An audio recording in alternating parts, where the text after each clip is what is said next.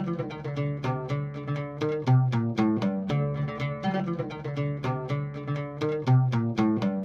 and welcome to Ben and Matt Watch Game of Thrones. Brought to you by Sci-Fi, ChristianPodcast.com. Matt, today we are looking at the season 1 finale of Game of Thrones. Can't believe it. All this Fire time. and Blood.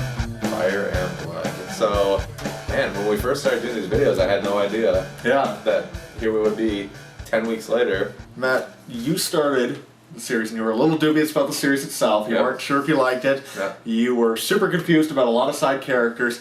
And tonight we were watching, I was like, do you know who that guy is? Yep. And it's a guy who's seen like in one other scene, and you're rattling them off. You have come a long way through these videos. Yes. I mean, with your help, of course. But yeah, this has been a great journey. I mean, it's been a good show. So where should we start? Let's start in King's Landing, where we begin with a sword dripping with blood. Yep, so we're picking it right back up from the beheading, and actor Sean Bean, who played Ned, makes an appearance. Yeah, he was in the show. Yeah, he wasn't here after all. Yeah, in head form. But head still. form. Yeah, so...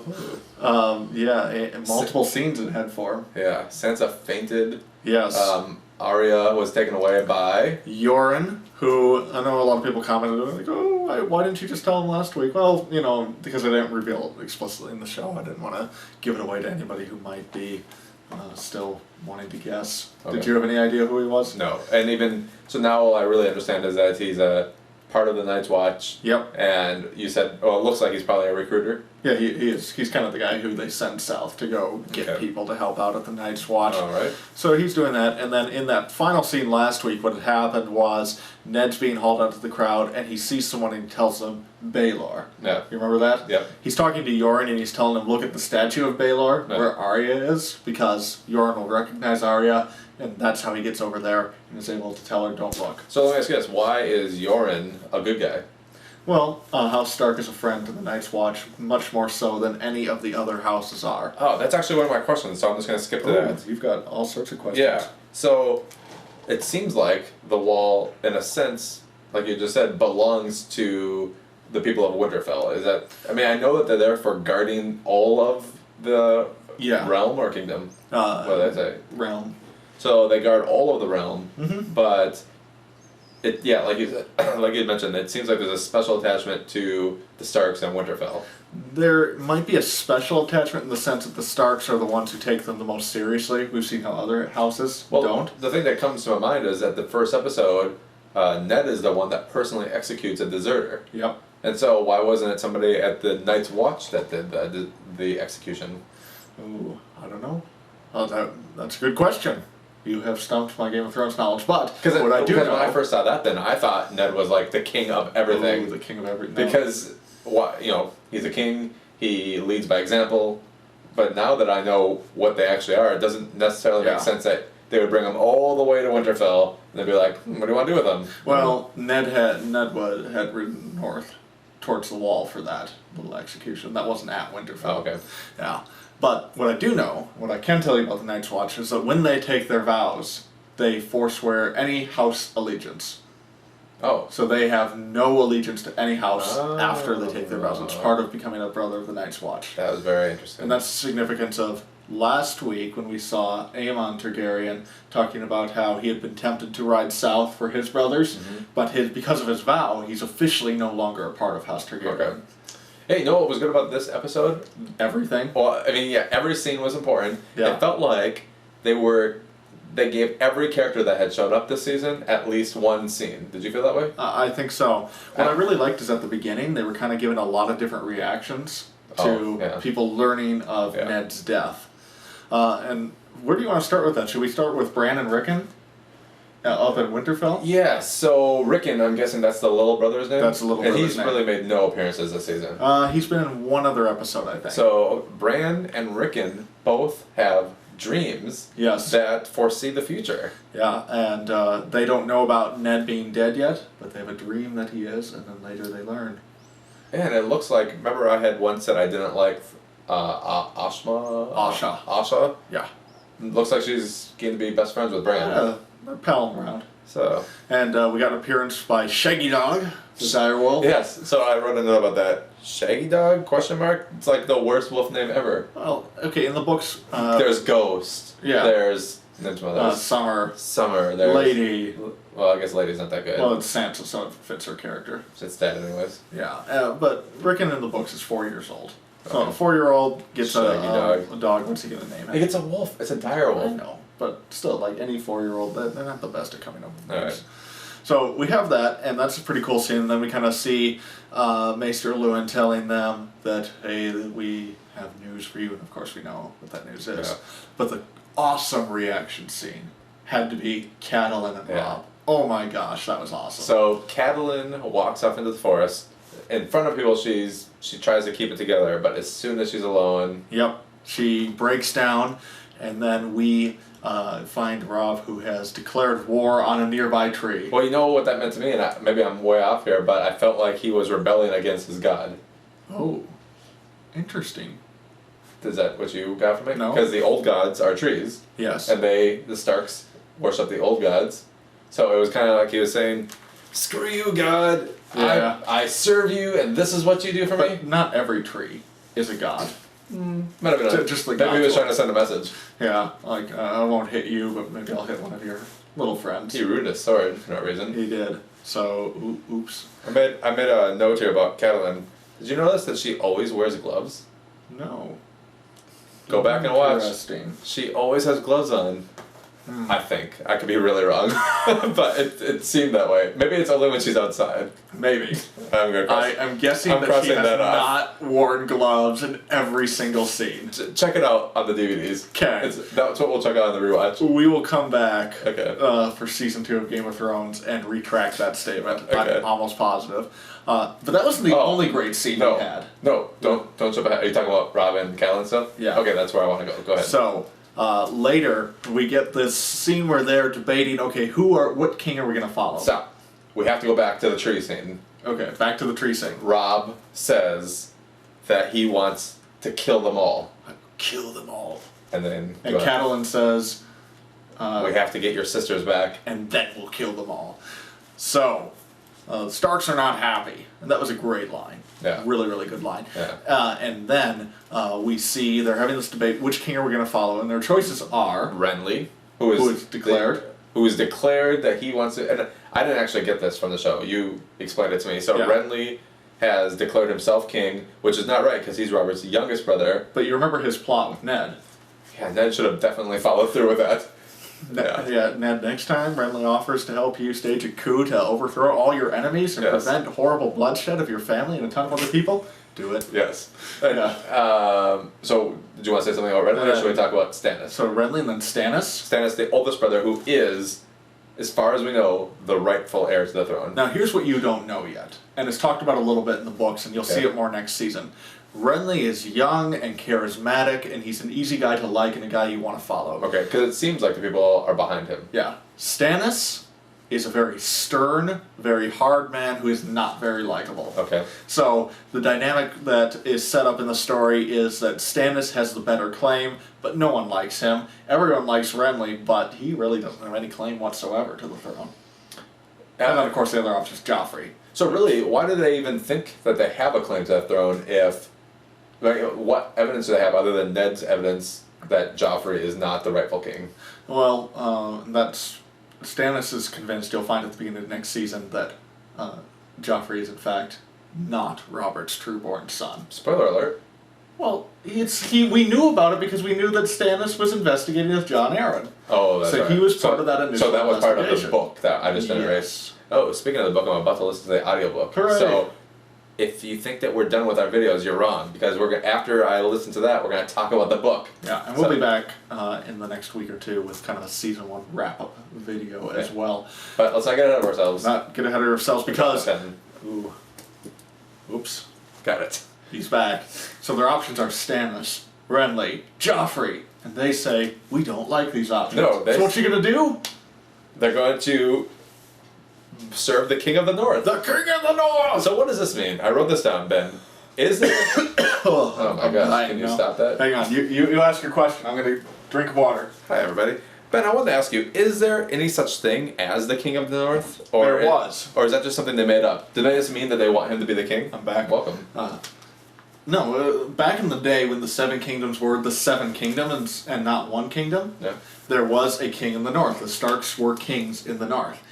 Aegon the Conqueror came, who was a Targaryen, and kind of conquered all of the Seven Kingdoms and united them in one kingdom. And so they want to split it back up? They want to say, we are not going to be part of one kingdom anymore. We are now going to be the king in the north. You know what I think would be better? Is that Rob just ruled everybody. But then it's a lot easier to just kind of break away than it is to conquer the entire Seven Kingdoms. So what's the benefit of breaking away? Breaking away, they don't have to conquer the entire Seven Kingdoms. They don't have to be ruled by Joffrey, Stannis, or Renly. Okay, I hear what you're saying. But what if Joffrey just sends his army to go attack the north? Well, that's what's going to happen. There's going to be a civil war. Yeah, it's a civil war that has broken out now in the kingdom. But whereas Stannis, Renly, and Joffrey, it's just like the Confederacy. Except there's 4 sides. Why? Who are the other sides? Stannis, Renly, Joffrey, and Robb. But does Stannis and Renly have an army? Yes. With that many people? Yes. 20,000 people? That's how many Robb has. You will see next season the details of this, but there is a multi-sided war brewing. Spoiler alert. What? You just talked about it. That's not a spoiler. You kidding me? We're going to have so many comments about people saying, you're ruining season 2. No, we're not. All of this was directly stated in tonight's episode. Oh, they said that Renly and Stannis have an army? They said that they're each declared as kings. If you are declared as a king, you need to win the throne. This is basic logic, not a spoiler. Alright, spoiler alert averted. Averted. Alright, so anything else that happened with Robb? Well, the guy that got his fingers bit off was the one that suggested this whole thing. And do you know his name? His name is Three Fingers. No. I don't know then. The great John Umber. John Umber. Yeah. Okay. And then we also have the scene with Catelyn and Jaime. Yes, I remember that scene. Catelyn is not happy with Jaime Lannister. Not at all. And she asks him directly about Bran. Yeah. And he says, I pushed him out the window. And she says, why? To try and kill him. Which is a great answer. Yes. Almost as good as Tyrion's answers. Yeah. Jaime and Tyrion are pretty cool for Lannisters. Ooh, not Jaime. I don't like Jaime. So. We will see. Yeah. Maybe someday. You think someday I'll like Jaime? Perhaps. Perhaps not. But speaking of Tyrion. But wait. Or do you have more with Robb and Catelyn? Listen to this. Jaime brings up to Catelyn, if your gods are real and they are for justice, why is the world full of injustice? Oh. That's a great question for the sci-fi Christian. Yes. I don't have an answer. Okay. Moving on then, over to Tyrion, if we're ready to go there. Yep, let's do it. They have my son! That's Tywin. That's what Tywin says in the meeting with Tyrion. He is not happy that Jaime has been captured. And Tywin finally recognizes that Tyrion has some military intelligence. No. Well, that sounds like, not like CIA intelligence, more like he could be a good general. Let me give you some behind-the-scenes info from the book on what is going on here. Okay. In the book, this scene is narrated from Tyrion's point of view. And what he realizes, as he's sitting there with Tywin, is that the only reason Tywin is acknowledging him as his son and giving him responsibility is because Tywin has given up Jaime for dead. Oh, no. So it's not that he's being nice to him. This is not like, fatherly affection. You're the only one I have left. Exactly. So he tells Tyrion, you're going to be the hand of the king. Hooray! Yes, in my absence. Yeah. So Tywin's still the official hand, but Tyrion gets to play the role of the hand. Yes, but it comes with a condition. Yes, he cannot bring... Shay. Well, he actually called her... The whore! So, you know what? I'm just going to say it. I don't like Shay. Do you want to say something about that? I do not like the TV series version of Shay. Because when she was like freaking out that Tyrion wasn't going to bring her, before Tyrion changed his mind, I was like, man, I'm glad. She's annoying. I don't want her to go with him.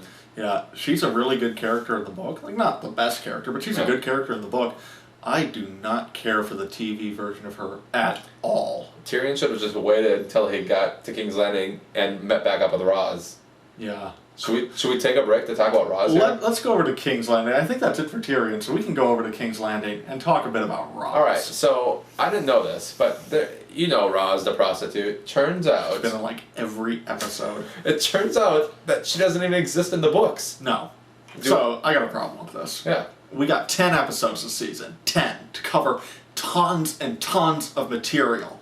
We have a bajillion characters from the book, and we are giving so much screen time to a character who is not even in the books. But and she, you know, they almost use her as they want to give somebody a monologue, but they don't want them to be talking to themselves, so they just put her in the room with them. Yeah, pretty much. So that, like today, Pycelle. Yeah, I think that if there's, there's, for the most part, I love the series. Okay, so we're criticizing a couple things with Shay and then Roz, but this is not a good move. There's so much, you could use your time better that they're wasting on this character who is nothing. Let me ask you this. Yeah. Today, Pycelle gave this whole speech that, I'm not sure really what the importance was. Maybe they just wanted to let him have his scene since it was the finale. In the book, do you remember a scene like that? A little bit, yeah. And who was he talking to, if not Roz? I don't remember, but the point of that scene is that Pycelle's a little loony. Oh, that's the point? Yeah. The point I got out of it was that he's been around for a long time, he's advised a lot of people, basically just kind of more setting him up as a long-standing mentor to kings. Not mentor, advisor. Yeah, I mean, there's that, but then he's also getting kind of senile when he's up there. I didn't catch on to that. He was doing squats in a my gosh. That cow. Oh my that god. was so weird. They let that scene hang on so long. Hang on, yeah, for sure. So if you ever wanted to see what Pycelle looks like, well, you're in luck. you got your wish on tonight's episode. Yeah. Alright, also in King's Landing, Sansa and Joffrey. This was brutal. Joffrey is the worst Dick of person. the year. Yeah. I mean, when it comes to evil villains, He's bad. he's the worst villain out of the whole show. Worse than Cersei by far. I think so. I don't even know. Tywin may be the only one that might come close, but we haven't seen enough of him to put him up there. Yeah. Joffrey. He's just evil. Joffrey is evil, but where does he get it from? Because, well, let's talk this through. Robert, jolly but absent father. Yeah. Bad king. Yeah. Cersei, scheming mom, but seems... Do you think maybe he's crazy as a result of the incest? Oh, yeah. Possibly. You think so? It's never really spelled out explicitly in the books, as far as I know, so we can speculate without interesting. worry of spoilers. Yeah, he's bad. But he takes Sansa on a little field trip to go see her father's head. And, Hooray! and he makes her Look at it. look up and stare at it. And she found, at first she is, just miserable. She doesn't want to deal with this, but then something happens and she changes to complete disgust with Joffrey to the point of... She's a great line here. Yes, you want to take it? Where Joffrey tells her, I'll bring you Rob's head and put him here next to your father. And she says, or maybe he'll bring me yours. Yeah. Best Sansa moment of the series so far. And right before that, Joffrey had said he's still planning on marrying Sansa. Yeah. Which, this makes no sense. Yeah. Why? What's Cersei's plan? Oh. Is that her name? Cersei? Cersei, yeah. Cersei, what's the benefit of, at this point, it's not going to bring peace to their houses. Just keep watching. Alright. Yeah. So, you have not liked Sansa in past episodes. No. Did this scene make you like her anymore? Yeah, a little bit.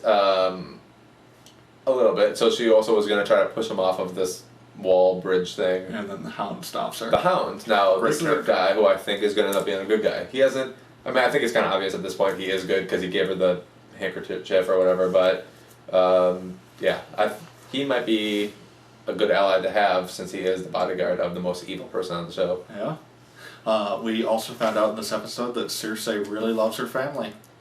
A lot. A lot. Like, too much. So, I had brought up on one of these videos earlier that I thought perhaps the reason Jaime and Cersei were together was to have a pure blood Lannister. And you said, well, they do love each other, or Jaime at least does, because he said, the things I'll do for love, and pushed... And Jaime loves her. So, but perhaps I wasn't so wrong, because she is now sleeping with another Lannister. Lancel Lannister. The former squire of the king. Oh, why, my lord? Yes, said he was probably part of their... So do you think... I just thought of this.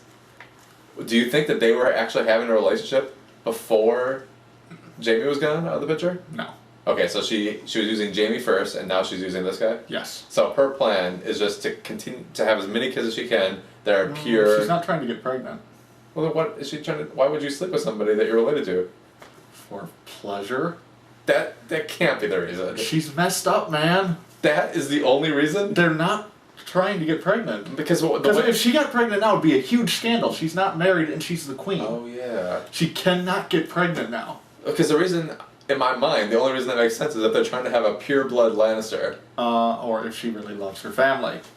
No, that's it? They're not trying to get pregnant. Yeah, now that you said that... She's doing her cousin. Oh, no. For fun! This is bad. So should we move on to Arya? Here, and we talked about her a bit at the beginning. But Yoren's plan is to disguise her as a boy and bring her along to the Night's Watch and drop her off with her mother on the way up north. And guess who we meet? The blacksmith, who is Robert's son with somebody. Probably Roz. Probably Roz. At the rate we're going. Seriously. Gendry is his name. Oh, so how do you know his name? Because that's his name. I've read the books. So he's appearing in other books? Perhaps. After you're very prickly about spoilers tonight, so you might see him again. And she's going by a new name, Ari. So Ari, Gendry, we meet two other boys, Hot Pie and Lonnie. Did they never said their names? They did not. But I believe the fat one is supposed to be Hot Pie. They're going with? They're horrible. They are, yeah, you saw them go with, man. Oh, so all the slaves and people that are criminals are all going up to the wall. So Ari now is going to be joining the Night's Watch with Jon Snow? No. Yoren is taking her north, and he has her disguised, but he's going to drop her off with Catelyn. That's his plan. Oh my gosh, that's a great idea. That's not a spoiler, that's his plan, just to be clear. Did they say that today? No, but it's clear in the book. Okay. That's what he tells Arya. That clear in the book, that's all I ask. Yes. Up at the wall, speaking of the wall, Jon is running away. He is, and I love how Sam tried to stop him. Well, I'm not gonna move. Which is kind of a cool moment for Sam because he's been such a coward, and he stands there to try and save his friend. He does, and he gets knocked over. Yeah. And then Sam falls for the same trick that the stormtroopers fell for while chasing after the Ewoks. Yeah. Low branch. You gotta watch out. Sam's not the brightest bulb on the tree. No. So when Jon Snow's three friends came up, this is what I'm thinking, and I said it when we were watching. I thought they were forming a fellowship of the ring. Oh. They were all gonna go off together to go, but they did back. Yeah, they did the better thing. Really cool scene with them quoting the vow to him. Yeah. Love that. And then we find out that J.R. Mormont, was not so much in the dark about what Jon was doing. He knew about it. Oh, yes, that's his commander. Basically told him, okay, you had your night, now let's get serious. Yeah, and he says, we have a bigger war to worry about. And they're riding north. Oh my gosh, this was so good. I thought possibly the show would end there, but obviously it gets better. A better ending coming. But that was a great ending. That could have been the season ending. That could have been. It was that good. So the commander gets everybody together. All the Night Watch is going to go past the wall. They're going to take on the Wildlings. They're going to take on the White Walkers. They're going to take on anybody else out there. They're going to look for probably enough. They're looking for the guy. Benjen Stark. Yeah, they're looking for Benjen. And we will find him alive or dead. Yep. So awesome scene. And when we saw, you kind of hear the rousing speech and you see the army leaving together, Jon Snow's there. Doesn't look so happy, but he's sticking with his brothers. He is. So.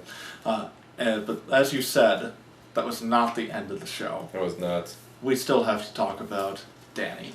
Dany, who, I mean, when you talk about character development, has anybody had a bigger character development story arc than Dany? No. We see her get slowly built up, and then last week completely torn down, and then this week built herself back up again. Rhaegar, her son, is dead. Or Rhaego. This was so sad. Yeah, only death can pay for life, and apparently it took more than just the horse. Yeah, so Rhaego is supposed to be the stallion that mounts the world. Not anymore. How is he going to do that? Well, he's dead. He is dead. But why would there even be a prophecy about him? Well, I don't know. Good question. That's a good question. And worse than that, Drogo's alive. But like this. He's in vegetable form. He is comatose. No, not comatose. He's catatonic. Yeah. He's out of it. So he is conscious, but Elvis has left the building, I think so to speak. the idea is that he's conscious, but unable to move or anything. No, that's not the idea. Because they said he liked the warmth. Yeah. I mean, he's not like... It's not like Drogo's still in there, though. He's basically just an empty shell that's living, breathing, but Drogo's gone. Ooh, a zombie? Yeah, he's basically zombie Drogo at this point. Dang it, I can't believe they killed him. Danny takes care of that. Smother, smother, smother. Yeah, so this was sad. You could see it coming, though. Yeah. I mean, I could. You read the book, so I sure. saw it coming. Yeah, so... You know what? I saw everything tonight coming. Yeah, so she was sad. Though you called this last week in your prediction. You said Drogo was going to come back, but not be the same. He was going to be messed up. I actually thought he was going to be like a monster. Oh. But still. Like, evil. Oh. Yeah, which would have been cool, but... Kind of like... Because we still don't really know what all that dark screaming sound were. Yeah. Oh man, the witch ended up being really bad. Turns out that she Mira was Mazdul. very bitter about what had happened when Khal Drogo's people first took over her city, and so she knew all these bad things were going to happen to the baby and to Drogo, and she just let it happen.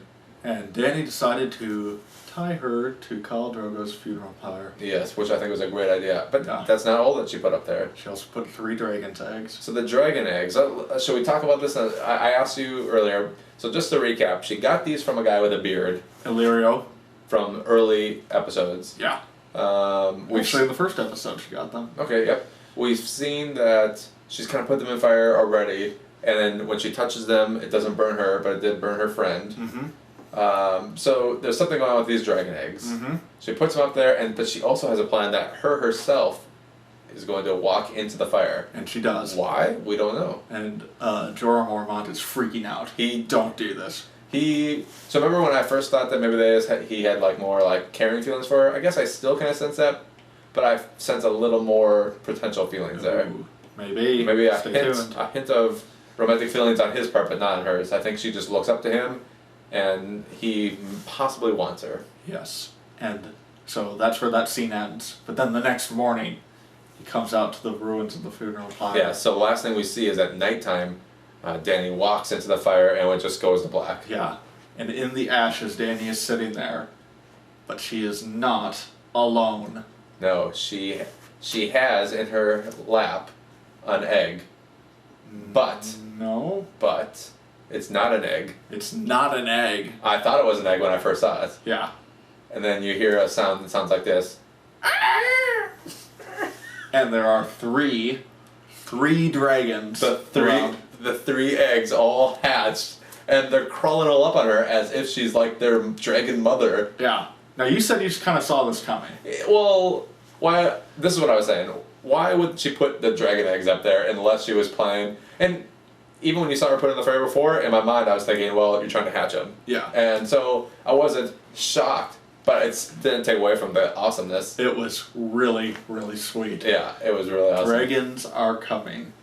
Oh my gosh. So she had like one up on her shoulder who put out his wings, and we actually did leave out one part that might have been important, that the witch said, and I don't know if we can believe her, but she said that when she took out Rhaego, the dead baby, that it was not a baby, it was a monster, and that it had dragon wings and scales. Yeah, and we never really find out if she's telling the truth or not. Okay. So it's possible that Dany was actually pregnant with a dragon. That'd be pretty cool. And she said... She gave herself a really long title that I haven't heard her use before tonight. Which is? Well, she like said her full first and last name. Oh, Daenerys Stormborn? Stormborn, of the House Targaryen. Yeah. And then like daughter of the dragon or something? Or something like that. So that was kind of cool. Yeah. So that's going to make you excited for season 2. Well, you know I love dragons. Yeah. And I had asked you earlier in the season if we were going to see dragons, and I think you just said, possibly eventually. Yeah. I did not think we were going to see dragons this season. Yeah, now they're really small still. They got a ways to go, but they're there. So, what are the implications of dragons existing? It seems like if you have an army, it would be awesome to have dragons on your side. Yeah. I mean, it seems like if you want to... And we know, we were already saying that there's 4 people contending for kingship, but Dany, as a Targaryen, also has a right to pursue some sort of royal standing. She does. And with her She's got dragons. That Yeah, so... Yeah. Really awesome stuff. I can't wait for next season, Matt. I can't believe we have to wait a year. I know. Wow. Well, I suppose that's it for tonight. Great episode, as always. Fantastic end of the season. We will be back in a week or two with a season 1 wrap-up. Yeah, because I've got some questions, but I think these might be best saved for our next video. You can process it more if you guys have questions about the series. Yes, comment below and let us know what you want us to talk about in our upcoming season 1 recap. Yes. So we'll be doing that in about 2 weeks. 2 weeks. Oh man, I mean I feel like so much happened, but I think we covered it. I think we did. Well, that's all from here. I'm Matt Anderson. I am Benny Bono. We're the Sci-Fi Christians, signing out.